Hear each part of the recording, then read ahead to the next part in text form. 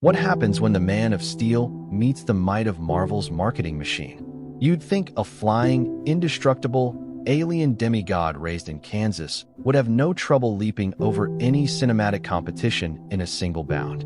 But this is 2025, and the real kryptonite isn't Lex Luthor. It's audience fatigue, CGI allergies, and a mouse in red shorts with a trillion-dollar media empire. Welcome to What If Horizons. I'm your host, your guide, and your reluctant apologist for the state of modern superhero cinema.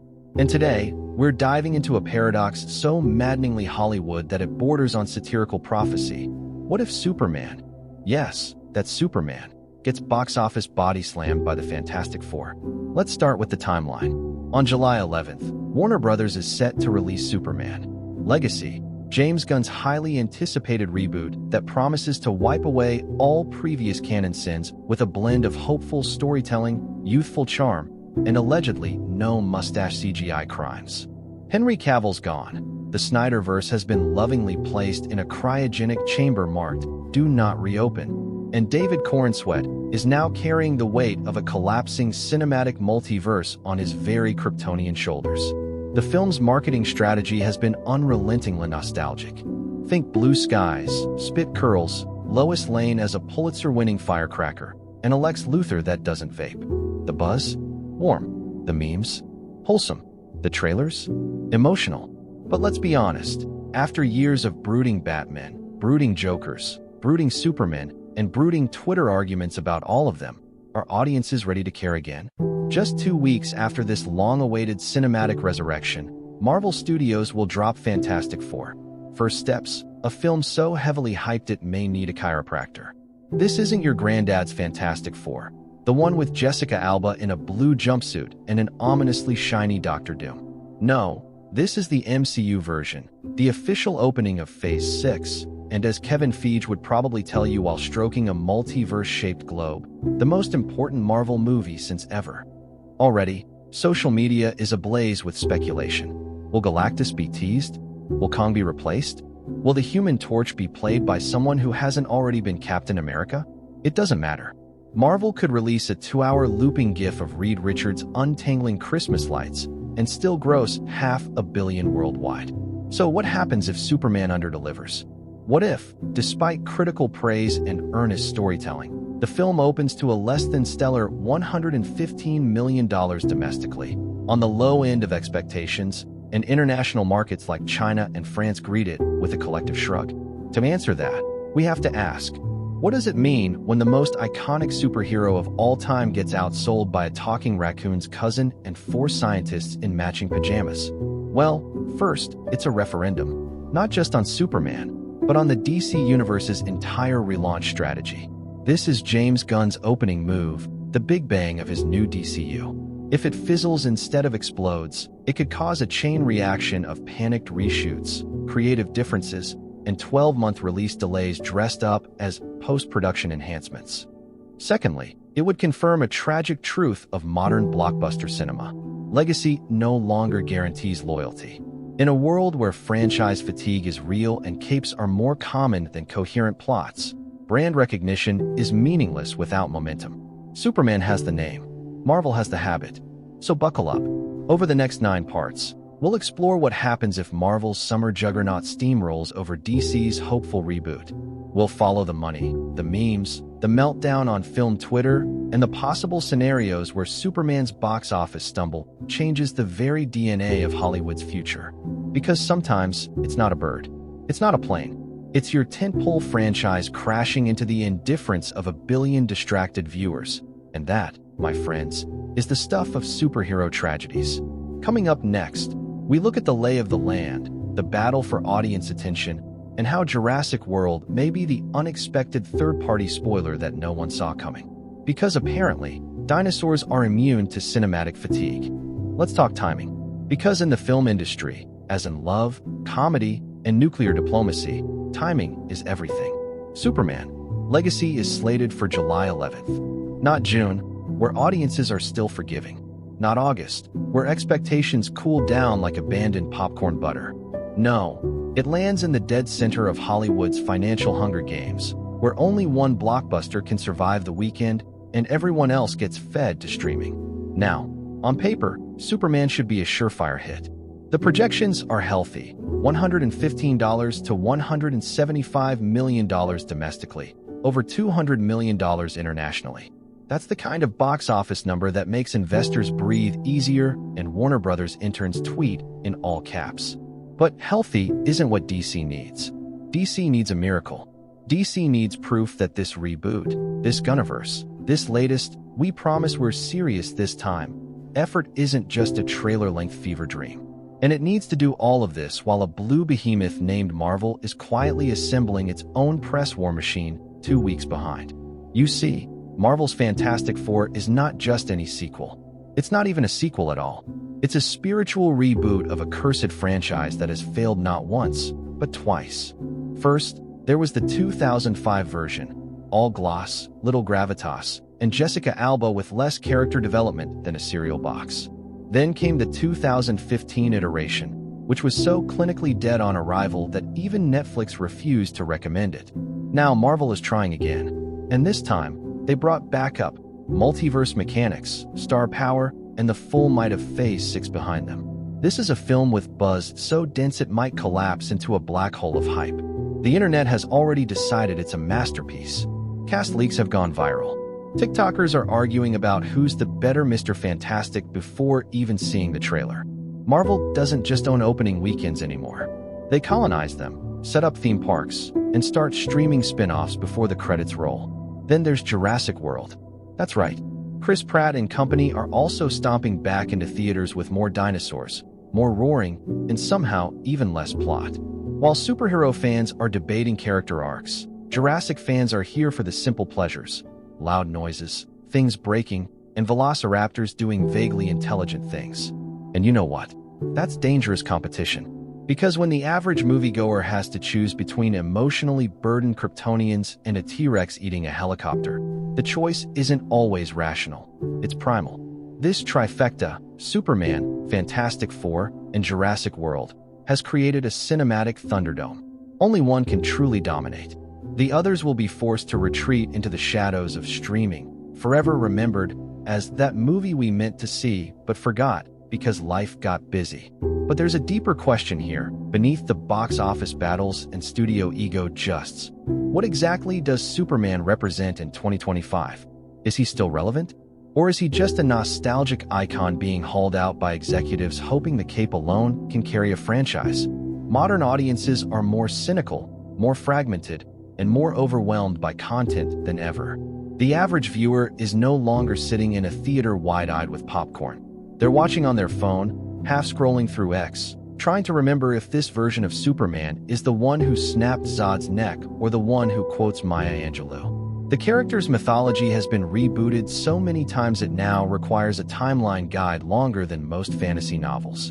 And yet, despite all this, Superman is still Superman, the archetype, the beacon, the big blue Boy Scout, which is precisely what makes this summer showdown so precarious. If Superman can't cut through the noise, who can?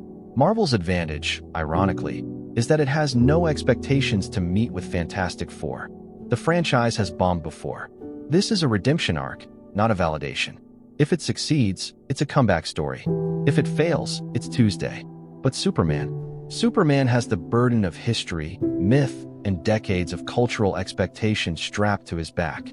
If he underperforms, it's not just a disappointment. It's a cosmic-level failure. So as July creeps closer, as posters go up and trailers flood every screen between now and your cousin's refrigerator, we wait.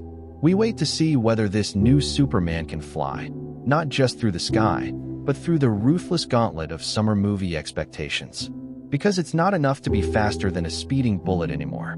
You also have to outsell the Fantastic Four, dodge velociraptors, and earn at least 85% on Rotten Tomatoes.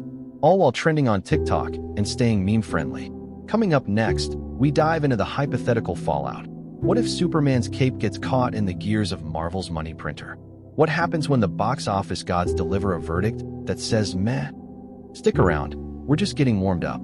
So what happens if Superman stumbles? What if, despite the heartfelt marketing, the clean break from Snyderverse broodiness, and James Gunn's persistent social media reassurance that he knows what he's doing, the film lands with a theatrical thud. What if Superman, instead of soaring above the clouds of modern blockbuster cinema, gets stuck in the jet wash of Marvel's relentless machine and starts coughing up box office receipts like kryptonite-laced popcorn? Let's set the stage for this hypothetical, but increasingly plausible, meltdown. Opening weekend hits a modest $120 million domestically. Respectable, not disastrous, but not the thunderclap Warner Brothers was praying for. International numbers trickle in, and they're flat. China's audience barely shows up. European markets are preoccupied with soccer and rewatching Dune. Latin America shows some loyalty, but not enough to tip the scales. And as word of mouth trickles online, the tone is polite but underwhelmed. It was okay. Better than the Snyder version, I guess. Lois was cool. Not exactly the gospel of cinematic rebirth Warner Brothers had in mind. Then, 2 weeks later, Fantastic Four hits theaters. It opens to rave reviews, and that coveted 93% Rotten Tomatoes score. Critics call it fun, smart, vibrant, and a breath of fresh air in a genre that's been wheezing. The box office opening? $190 million domestic. $500 million global by week 2. And suddenly, it's not just a movie, it's a moment. The internet is flooded with multiverse theories, memes of Johnny Storm roasting social media trolls, and 5-hour breakdowns of Easter eggs hidden in Reed Richards' laboratory wallpaper. TikTok influencers debate whether Sue Storm could beat Wanda Maximoff in a street fight. Reddit threads declare Dune the greatest villain since Thanos. And Superman? Well, he's trending too, but for the wrong reasons. This is how momentum works in pop culture. It's not logical. It's tidal. Superman's box office underperformance, combined with Fantastic Four's overwhelming success, begins to shift the narrative. Not just around one movie, but around entire franchises. The message becomes, Marvel still has it. DC still doesn't. Warner Brothers executives, once quietly confident that Superman would lay the foundation for a new 10-year saga, start sweating through their collared sweaters. Emergency Zoom calls are scheduled. Spreadsheets are reopened. And decisions are made. The first casualty? Supergirl, Woman of Tomorrow. It's suddenly under review. Budgets are reevaluated. Casting options are reopened. The previously scheduled release window evaporates like Aquaman's relevance. Next up, the Clayface film Gunn wanted to experiment with, delayed indefinitely. We're focusing on tentpoles, says a suspiciously vague press release. Inside the DCU's still infantile writer's room, energy drops. Gunn, the cinematic shepherd of this fragile flock, is left spinning the flop with press appearances, carefully worded tweets, and hints that we're just getting started. But investors want results, not retweets. Merchandising partners start reconsidering their toy lines. Theme park negotiations stall. International licensors don't return emails. Meanwhile, back at Marvel HQ, Kevin Feige puts on his calmest baseball cap and does what he does best. Nothing. Because when your competitor implodes, the smartest move is to smile politely and say, "We respect what they're trying to build." Then you drop a teaser for Young Avengers and let the internet do the rest. But it's not just studio politics that take a hit, it's fandom. DC loyalists, who entered the summer clinging to cautious optimism, now face yet another existential crisis. Message boards fill with arguments. YouTubers pump out 45-minute videos titled, "The DCU is dead before it began, and here's why." Twitter/X becomes a war zone of screenshots, sarcasm, and Snyder Cut nostalgia. The cycle is all too familiar. Disappointment breeds blame, blame breeds tribalism, tribalism breeds chaos. And what of Superman himself? The character meant to symbolize hope is now a case study in what happens when iconography can't keep up with algorithmic attention spans. A man who once stood for truth and justice becomes a cautionary tale about box office expectations and IP exhaustion. Because let's face it, audiences today are less forgiving. They don't just watch a movie. They judge an entire cinematic universe by a single trailer. If the pacing's off, franchise doomed. If the costume looks weird, burn it down. If the CGI is slightly goofy in a TikTok close-up, cancel the trilogy. This is the world Superman Legacy steps into. And if it fails to impress in those crucial first 2 weeks, the consequences won't be limited to delayed sequels. They'll ripple through Warner Brothers' corporate strategy, DC's creative confidence, and maybe even how Hollywood views the viability of classic IPs in an age where novelty, not nostalgia, drives box office dominance. And yet, amid the panic and projections, one must ask, is it fair? Is it fair to judge Superman, the first superhero, by the same standards as Marvel's 25th cinematic tentpole? Is it fair to expect a character rooted in optimism and sincerity to outperform a franchise that perfected the snarky quip-per-second formula? Maybe not. But fairness isn't part of the box office calculus. The only thing that matters is numbers, and numbers have no nostalgia. Up next, we'll explore what this kind of flop, or even a lukewarm reception, means for Warner Brothers, for James Gunn's future in the DCU, and for the overall shape of superhero cinema going into the second half of the 2020s. Spoiler alert, the word pivot will be used repeatedly. If Superman can't leap the box office in a single bound, the fallout won't just be limited to a few wounded egos at Warner Brothers. It's going to detonate across the entire architecture of the freshly rebooted DC universe. Because this isn't just a movie release. This is the first domino in a billion-dollar cinematic Jenga tower. And James Gunn, the man who once turned a talking raccoon into a cultural icon, now finds himself holding the blueprint to a universe that may already be cracking. Let's start with the obvious. Warner Brothers Discovery is not in the mood for patience. After years of misfires, from the mustached nightmare of Justice League to The Flash, which moved so fast it left the audience behind, this new DCU was supposed to be clean, focused, and, most importantly, profitable. Gunn's Superman wasn't just a creative passion project, it was a corporate therapy session. It was meant to reassure Wall Street that DC could finally get its act together. A new era, a new tone, a new Superman who actually likes saving people. So if Superman Legacy underperforms, the first call won't go to Gunn, it'll go to accounting. Budgets across the board will be re-evaluated with the enthusiasm of a CEO reading shareholder lawsuits. Films like The Brave and the Bold, Booster Gold, and The Authority, already niche to begin with, may suddenly find their resources shrinking like Ant-Man in a microwave. You'll hear words like strategic realignment and creative streamlining, which in Hollywood essay translate to cut the weird stuff and fast. And what happens to James Gunn? Well, that depends on whether the boardroom sees him as the problem or the only guy standing between DC and another decade of disaster. If the film is merely okay, mediocre reviews, middling revenue, he might survive, albeit with less power, less freedom to greenlight experimental characters, more pressure to stick to what works, which apparently means Batman doing things in the dark and Wonder Woman occasionally popping in with Greek mythology homework. But if the film is outright bad, if critics savage it and audiences stay home, then we're talking about the kind of behind-the-scenes panic that leads to clandestine meetings, studio leaks, and Twitter threads longer than the actual script. Gunn might be reassigned, which is how studios politely fire people without actually firing them. Think Kevin Tsujihara's exit, but with more capes and fewer lawsuits. Meanwhile, Marvel sits across the street sipping its chai latte, nodding politely. With Fantastic Four becoming the cultural juggernaut that Superman failed to be, the narrative flips. The press frames the summer as Marvel's triumphant return. Articles with titles like How the MCU Reclaimed Its Mojo and The Secret Sauce of Phase 6 start circulating. Kevin Feige is asked for comment and smiles like a man whose plan to dominate cinema using a talking tree is still working 20 years later. The impact ripples into merchandising, streaming, and global licensing. Retailers that once ordered Superman lunchboxes by the truckload now pivot to Reed Richards STEM kits. Theme parks delay DC expansions. HBO Max quietly removes marketing banners for upcoming DC shows and redirects funding toward House of the Dragon Season 3, now with even more brooding. And here's where things get meta. The audience, the fans, the YouTubers in their ring-lit basements, they've seen this cycle before. Optimism, teasers, disappointment, rage, repeat.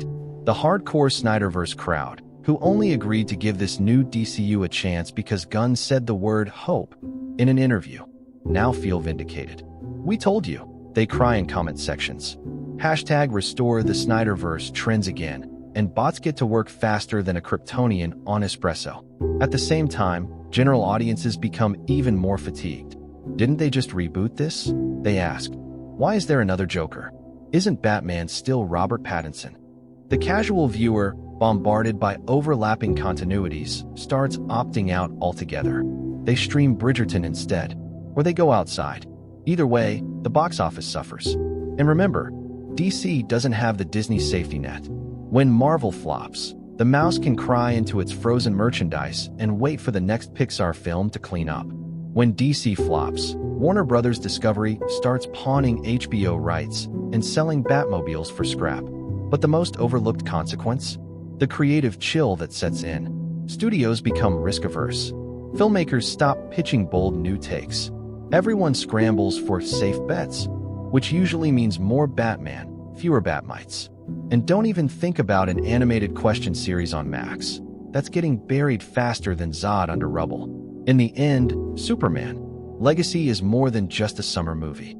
It's a referendum on reboot culture, on the power of branding, on whether audiences are still willing to believe that a man in a cape can matter.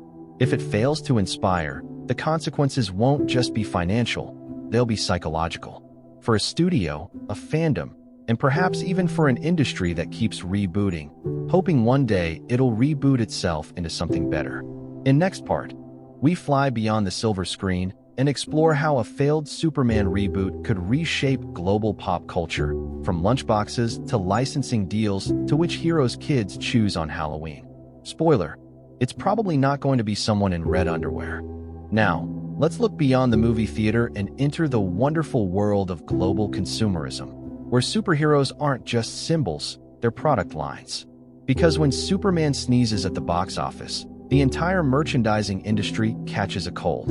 And if he trips over his cape this summer, the ripple effects will be felt from Hong Kong toy stores to Orlando theme parks to every board licensing executive currently wondering whether to print 10 million Superman-branded lunchboxes or just take early retirement. Let's start with the merch. Ah yes, that magical gravy train of plastic, polyester, and collectible vinyl figurines. A successful superhero film doesn't just rake in ticket sales. It floods the market with action figures, bedsheets, sippy cups, cereal boxes, Halloween costumes, and enough branded toothpaste to keep the nation minty fresh until the next decade. But here's the problem. Retailers place those orders before the movie comes out. So when Superman Legacy opens to lukewarm numbers and tepid audience reactions, shelves are already groaning under the weight of merchandise no one particularly wants. You think Eternals merch was hard to move? Wait until you see rows of unsold Superman figurines with QR codes that link to deleted scenes no one bothered to watch. Big box retailers quietly initiate markdown protocols. Target creates an aisle called Super Savings, where Henry Cavill and David Cornsweat action figures sit side by side, confused and discounted. Even Funko Pop collectors hesitate, whispering, maybe this one doesn't go up in value. Meanwhile, theme parks feel the burn. Six Flags, which had just redesigned a major ride around the rebooted DCU, has a boardroom meltdown. Do we retheme again? They ask. Or pretend this was a generic flying man all along? At Warner Bros. Studio Tour in Burbank, the Superman section quietly gets fewer daily visitors than the Friends couch. Overseas, in South Korea and Brazil, markets where fandom enthusiasm often makes or breaks merchandise campaigns, retail partners start looking elsewhere. Perhaps Sonic the Hedgehog was the real savior all along. Now enter Marvel. As Fantastic Four sails to box office glory, its merchandise becomes the new must-have. The new Reed Richards stretch toy is suddenly sold out. Stores can't keep Human Torch pajamas on shelves. TikTok is flooded with DIY Invisible Woman cosplay. And Doom masks? They're the new Guy Fawkes. The character has barely 30 minutes of screen time, but now there are PhD theses being written about his philosophy on Reddit. This sudden surge doesn't just boost Marvel's ego, it reshapes licensing strategies. International brands shift their marketing budgets. Apparel companies renegotiate contracts. Fast food chains, once courted by Warner Bros. For a Superman kids meal, pivot last minute and slap a Fantastic Four logo on the drink cup. You think corporate loyalty exists? Please. These are billion-dollar entities. They're not married to Superman. They're speed dating whoever brings in traffic. And then comes the cultural fallout. Kids in playgrounds start picking favorites. And sadly, the boy in the Superman cape? He's not the cool one anymore. The cool one is the kid with the stretchy arms yelling, "I'm Mr. Fantastic, and my GPA is higher than your dad's cholesterol." Cosplayers at Comic-Con gradually shelve the red and blue tights for navy blue jumpsuits with tasteful for logos. TikTok trends lean Marvel again, with audio clips from Doom's monologues going viral, while clips from Superman's inspirational speech become background audio for clean your room montages. Even school backpacks are affected. Retailers pull back on Superman branding. The Bat family remains evergreen. Spider-Man is always safe. But Superman, well, he's bordering on being your dad's superhero. You know, the one who preaches moral absolutes and wears his underwear on the outside. Adorable, but not exactly what Gen Z or Alpha is looking for. They want antiheroes, quips, trauma, and preferably someone who listens to Phoebe Bridgers between fight scenes. On a more strategic level, Hollywood takes notes. Executives at Sony, Paramount, and Universal look at the Superman stumble and say, "Let's go back to our IP vaults, but only the ones with built-in sarcasm." Projects like Spawn or Green Lantern Corps suddenly look riskier. Studios retreat to safer bets, reboots of things that already rebooted well, like Spider-Verse 3 or Guardian spin-offs. Risk tolerance drops. Artistic experimentation gets shelved. Because if Superman, the literal prototype of all superheroes, can't crack the algorithm, then who can? And here's the ultimate irony. Superman, a character designed to inspire, starts becoming a cautionary tale. Not just about box office numbers, but about what happens when studios misread the room. When sincerity is served up in a market that craves edge. When noble ideals are offered in a time of memes and moral ambiguity. But there's still hope. Pop culture is nothing if not cyclical. Maybe a few years from now, when we're all tired of multiverses, sarcasm fatigue sets in, and someone whispers, "What if we just made a Superman movie that made people feel good?" Then maybe the cape gets dusted off again. Maybe he flies once more. But for now, it looks like the summer belongs to Marvel. And Superman, he might need to take a seat, update his iPhone, and maybe hire a better publicist. Next, we'll flip the narrative and explore if there's a comeback path for Superman.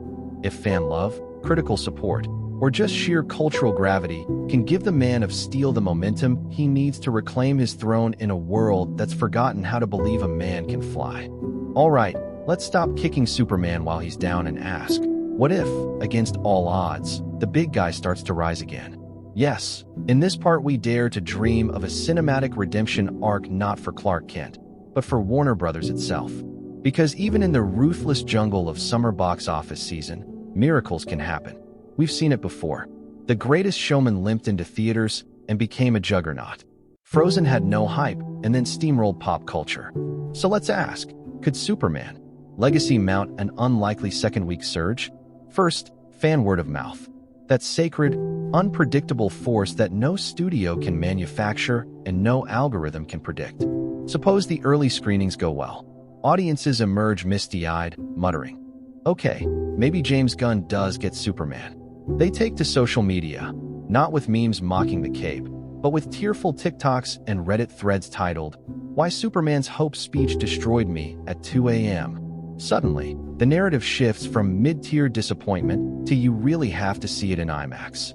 Now let's imagine the Rotten Tomatoes score lands at a surprisingly healthy 85%. Not life-changing, not Oscar-worthy, but solid, respected, and, most importantly, better than whatever rating Fantastic Four is sitting on 2 weeks later. Critics who were sharpening their knives for a DC takedown are instead writing earnest reviews about a surprisingly soulful reinvention and the best Superman since Reeve. Journalists at The Atlantic and Variety drop think pieces with titles like "The World Needed Superman After All," and suddenly, it's cool to like the Boy Scout again. In this scenario, families begin showing up in greater numbers for second and third weekends. Parents who grew up on Christopher Reeve bring their kids. Grandparents who own VHS copies of Lois and Clark get curious. It becomes generational viewing, rare in an age of algorithmic fragmentation. And DC's PR team, which had previously booked vacation time around projected disappointment, cancels all leave and goes into overdrive. This revival starts to bleed into other arenas. Streaming platforms fight over the rights to older Superman content. HBO Max, sorry, Max, boosts its homepage to feature every piece of red and blue content they own, from the Fleischer cartoons to the Snyder Cut. Suddenly, Superman is trending again. Not because he failed, but because he recovered. And nothing is more American than a comeback story. Let's also talk about the broader cultural climate. We're currently living through an age of cynicism fatigue. After a decade of ironic detachment and gritty realism, people are starved for sincerity. Enter Superman, a character who doesn't kill indiscriminately, doesn't make sarcastic quips every 5 seconds, and doesn't brood while standing in the ring. His biggest weapons? Empathy, morality, belief in others. It sounds corny until it isn't, until it hits. Suppose, then, that DC leans hard into this moment. Instead of trying to copy Marvel's formula, they embrace a new tone, less banter, more myth. Superman becomes the anchor of a DCU built not on snark, but on sincerity. And audiences, exhausted from multiversal migraines and crossover fatigue, welcome the change. Here's where things get even more interesting. Marvel, riding high from Fantastic Four, starts showing signs of internal chaos. Maybe Doctor Doom is miscast. Maybe the X-Men reboot gets pushed to 2028. Maybe audiences finally start to feel like they've seen it all. Meanwhile, DC, with its earnest alien from Kansas, quietly becomes the underdog again. And in Hollywood, underdog energy is worth its weight in box office gold. Merchandising begins to reflect this shift. Superman lunchboxes start selling out at back to school. Costume shops report spikes in cape orders. Spirit Halloween runs out of Clark Kent glasses. Even adult fans, once cynical, start buying vintage Superman comics off eBay just to revisit something simpler. Target gives Superman his own aisle again. TikTok influencers start using his monologues over cleaning montages, and that moment you realize you still believe in people voiceovers. Theme parks take notice. Warner Brothers greenlights a new Superman VR experience. Six Flags rethemes an entire section of the park. Somewhere, an intern proposes a Superman-themed escape room that's really just a deeply moral character test. It sounds corny. It works. And then, there's the most unexpected twist of all. Fantastic Four doesn't hold up. Critics and fans agree that the third act felt rushed. Doom was underused. Sue Storm was criminally underwritten. Reddit explodes in frustration. YouTubers dissect it to death. Marvel, for the first time in a decade, is not the biggest summer story. Instead, every conversation starts with, "So, did you hear Superman actually wasn't bad?" At this point, the narrative is fully reversed. James Gunn goes from maybe out of his depth to secret genius. DC Studios suddenly looks like it has a plan. Investors perk up. Fan forums begin debating what a thoughtful Green Lantern reboot might look like. Suddenly, there's hope, not just in the movie, but in the studio. And let's not forget the political and generational side. In an election year, Superman becomes an accidental mascot, not for one party, but for something rare, shared values. Politicians quote him. Pundits invoke his image. TikTok activists repost his speeches. He becomes a symbol of stability in a world short on it. Yes, it's idealistic, but that's kind of the point. So no, all hope is not lost. Superman may stumble. He may even fall. But history has a funny way of embracing the fallen icon who stands back up. Maybe that's exactly what makes him timeless. Coming up next, our official what-if moment. What if Superman's rise and fall reflects something deeper about how we consume stories today, and what it takes to build cultural myth in an era dominated by algorithms and IP fatigue? Stick around. We're just getting started. Let's zoom out, because this isn't just about one film. It's not just a DC versus Marvel cage match staged over popcorn buckets. No, this is about something more existential, about what kinds of stories we crave, what myths we build, and how one man in red and blue tights might represent something a lot bigger than box office receipts. So let's ask the real, what-if question. What if Superman's struggle isn't about competition, but about cultural survival? What if the fate of this film reveals how we, as a society, treat ideals, and whether we still believe in heroes who stand for something, rather than just fight for something? It's almost too on the nose that Superman is the test case here. Because if you strip away the noise, the fight choreography, the CGI budget, the beard debates, you're left with a symbol of hope, literally stitched into his chest. And not the gritty kind of hope that comes with caveats and legal disclaimers, but the embarrassingly earnest kind. The kind that says, you can be better, you can help. In 2025, is that still marketable? If Superman fails, maybe it tells us something uncomfortable, that we've grown allergic to hope in our fiction, that we've built such an economy around cynicism and trauma that sincerity just doesn't sell, that unless your protagonist is morally conflicted, burdened by parental issues, and somehow has a dead pet ferret, we just can't relate. In that case, Superman flopping wouldn't just be a studio misfire, it would be a cultural symptom. But if he succeeds, if families line up, if reviews shift, if memes start celebrating rather than mocking, then maybe we're seeing something else, a reversal, a pendulum swing away from irony and into myth, the start of an era that allows its heroes to be, well, heroic. Not because they're flawless, but because they try. Not because they win, but because they never stop trying. This taps into the deeper challenge studios face: how to craft a new mythos in a post-Marvel world. The MCU succeeded not just because it had capes and quips, but because it knew how to make mythology palatable. Gods and spaceships, billionaires in flying suits, soldiers from the past, all somehow real enough to believe in. But the Marvel formula is aging. Phase fatigue is real, and building a new shared universe from scratch requires something rare: belief. Superman is, in essence, the stress test for belief. He's the perfect IP to prove whether we're ready for narrative idealism again. Can we still buy into a hero who doesn't kill, who saves even the villain, who listens before he punches? Or have we outgrown that? Regressed from idealism into gritty realism, and now into mimetic nihilism? Let's say this film stirs the pot in exactly the right way. It doesn't just make money, it makes conversation. People walk out debating the ethics of saving Lex Luthor. They argue about whether Superman should have acted more forcefully. They start asking questions like, what is the right way to be powerful in a broken world? Congratulations, you're now having a cultural moment. That's the real currency of myth. And the Marvel comparison? Well, imagine that Fantastic Four plays it safe.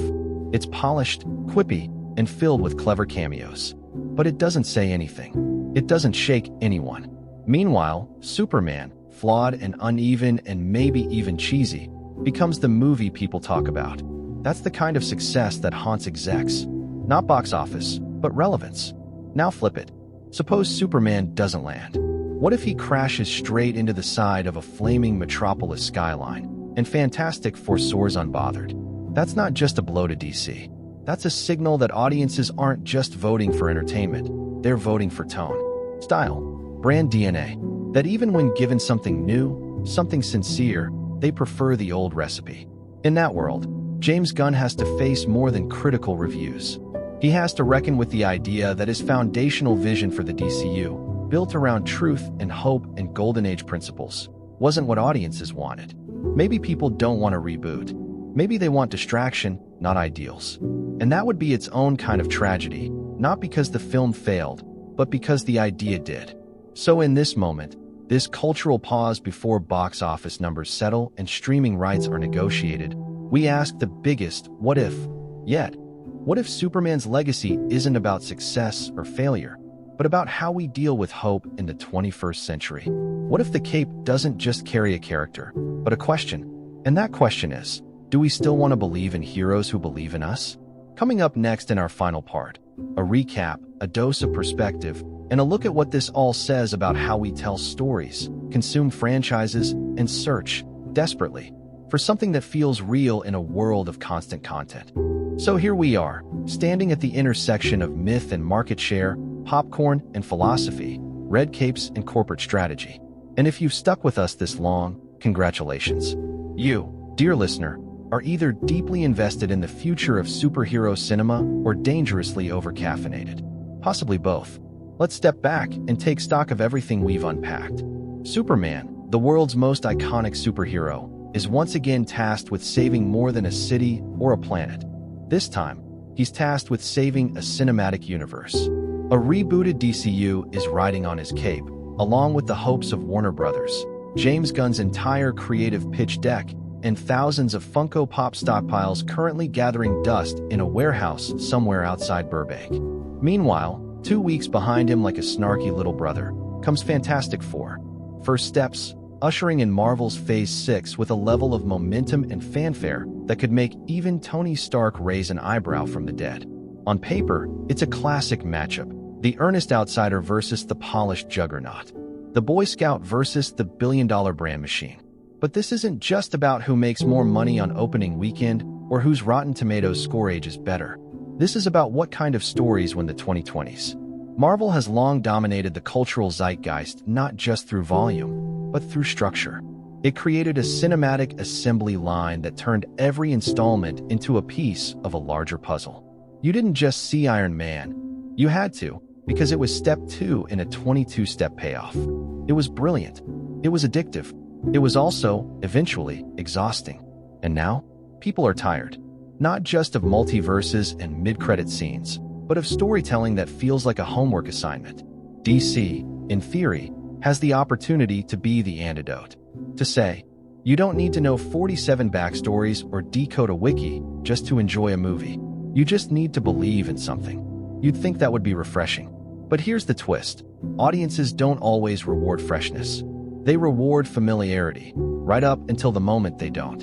Which brings us back to Superman. If the film strikes the right balance, big spectacle, small heart, character-driven arcs with a hint of cosmic wonder, then maybe, just maybe, it sparks a tonal shift.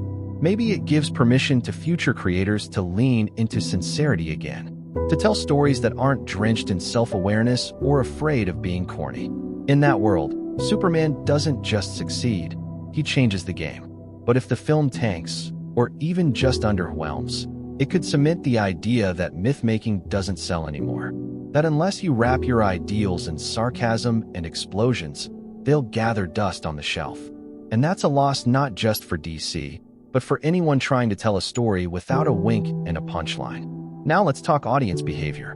Because for all the studio planning and box office projections, the truth is, you decide what survives. That's right. You, with your popcorn and your letterboxd reviews and your casual tweet that accidentally goes viral because you compared Superman's new boots to a McDonald's Happy Meal toy. You drive the narrative. You tell the studios what matters. And maybe, just maybe, this is your chance to say, I want more than a multiverse. I want a myth.